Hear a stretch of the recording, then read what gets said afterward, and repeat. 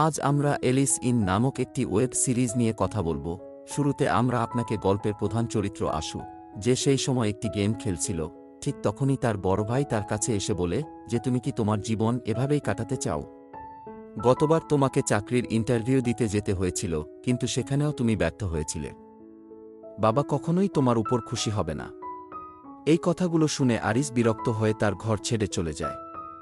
তার বাবা তার উপর খুব বিরক্ত, তাকে ধমক দিয়ে বলে যে যদি কাজটি অসমাপ্ত রেখে দেওয়া হয়, তাহলে যদি তুমি এটা না করতে চাও তাহলে তুমি বাড়ি ছেড়ে চলে যাও। অ্যারিস এখন তার বাড়ি ছেড়ে চলে যায়। সে তার মোবাইলে বন্ধুদের সাথে মেসেজ করছিল। আমরা এই গল্পের দ্বিতীয় চরিত্র কারুবেকে দেখতে পেলাম, এবং সে এই সময় তার বসের কর্মচারীর সাথে গল্প করছিল, কিন্তু কিছুক্ষণ পর তার বস এসে দেখে কারুবাই এটা করছে। সে এটা দেখে ফেলে এবং মুখে জোরে ঘুষি মারে, যার পর গল্পটি তৃতীয় প্রধান চরিত্রের দিকে চলে যায়, যার নাম ছোটা। সে একটি আইটি কোম্পানিতে কাজ করে। তার মা তার কাছে এসে বলে যে আমার কিছু টাকার প্রয়োজন, যাতে আমি আমার ভবিষ্যৎ জীবন ভালোভাবে কাটাতে পারি। যদিও সে তখন টাকা দিত, কিন্তু ছোটা বলেছিল যে তার মাকে ভবিষ্যতে আর টাকা দিতে পারবে না, কারণ তার জীবনযাপনের জন্য টাকার প্রয়োজন। তো এই ছিল এই তিন চরিত্রের জীবনের কাহিনী। তারা তিনজন একসাথে মিলিত হই, যেখানে শহরে অনেক বিশৃঙ্খলা এলাকা ছিল। তারা একে অপরের সাথে কথা বলছিল, এবং তারা দুজনেই জানতে পারল যে আরিস তার বাড়ি ছেড়ে চলে গেছে, কিন্তু কারু এবং ছোটা সে তার নতুন জীবনের জন্য অভিনন্দন জানায়। কারু আরিসকে তার কাঁধে বসিয়ে শহর ঘুরে দেখে, তখন ছোটা ভিডিও তৈরি শুরু করে। মানুষের মনোযোগ তাদের দিকে যায়। তখন পুলিশ তাদের ধরার জন্য তাড়া করে, কিন্তু এই তিনজন একটি মার্কেট এর টয়লেটে লুকিয়ে যায়। কিন্তু কিছুক্ষণ পর সবকিছু শান্ত হয়ে যায়। কেউ এসে তাদের গেটে কড়া নাড়ে, কিন্তু 5 সেকেন্ড পর সেও অদৃশ্য হয়ে যায়, এবং কিছুক্ষণ পর ইলেকট্রিসিটি চলে যায়।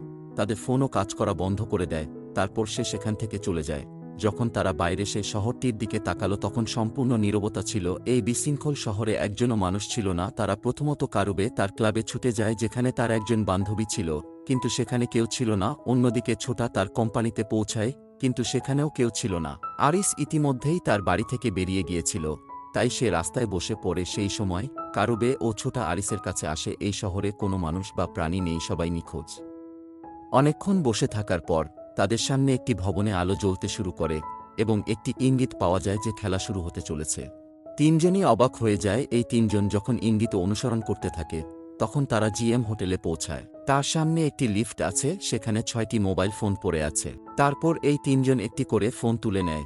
মোবাইল ফোনে ইঙ্গিত আসতে শুরু করেছে যে এখন খেলা শুরু হতে চলেছে, মাত্র 2 মিনিট বাকি আছে। তার মধ্যে শিবু নামে এক মহিলা এসে তাদের বলে যে এটি একটি খেলা এবং তাদের এটি খেলতে হবে। যখন তারা তিনজন কিছুই বুঝতে পারে না, তখন ছোটার আইডেন্টি কার্ড নিয়ে লেজার বাইরের জায়গায় ছুড়ে দেয়। তখন দেখা যায় এটি এখন লেজার দিয়ে ঢাকা, এবং যদি কেউ লেজার থেকে বাইরে যায় তাহলে তাকে হত্যা করা হবে। একইভাবে আরেকজন অজ্ঞাত ব্যক্তিও এখানে পৌঁছায়। তারা তাকে একটি মোবাইল ফোন দেয়। এরপর ঘোষণা করা হয় যে মোট 5 জন লোক এই গেমটি খেলবে, আর এই খেলার নাম ছিল জীবন ও মৃত্যু।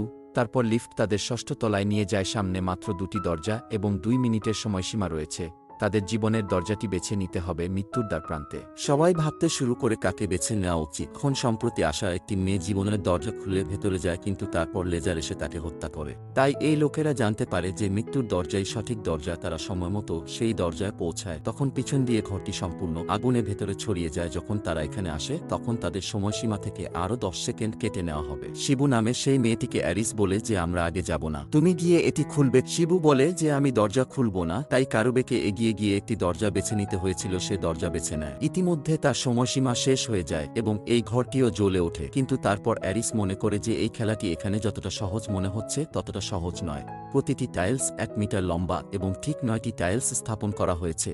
তাই সে মনে মনে পুরো ভবনের একটি মানচিত্র তৈরি করে, এবং সে বুঝতে পারে যে যখন সে আসে সেই সময় এই ভবনের চারপাশে 4টি গাড়ি দাঁড়িয়েছিল। তাদের আকার ছিল প্রায় 4 মিটার। তারপর সে ভবনের ব্যাস গণনা করে এবং জানতে পারে যে ভবনটি একটি বর্গক্ষেত্র, যার অর্থ মোট 9টি কক্ষ থাকা উচিত। পরবর্তী সঠিক কক্ষটি বেছে নিতে হলে আমাদের এ কক্ষ অতিক্রম করতে হবে, নির্দেশ অনুসারে কাজ করতে হবে। তারপর তারা বাকি 5টি ঘরও পার করে, কিন্তু শেষ ঘরটি আসার সাথে সাথেই বিভ্রান্ত হয়ে পড়ে, কারণ কাগজে তার তৈরি চিত্র অনুসারে সমস্ত ঘর এখনই শেষ হওয়া উচিত, আর যেদিকে বেরোনোর কথা ছিল সেই দিকে কোনো দরজা নেই। কিন্তু তারপর আরশের মস্তিষ্ক কাজ করে, এবং ছোটা তার ফোনে তৈরি করা ভিডিওটি দেখার পর তারা জানতে পারে যে মেয়েটি যে ঘরে যেতে যাচ্ছিল সেটি ছিল একটি ছোট ঘর, অর্থাৎ অর্ধেক আকারের।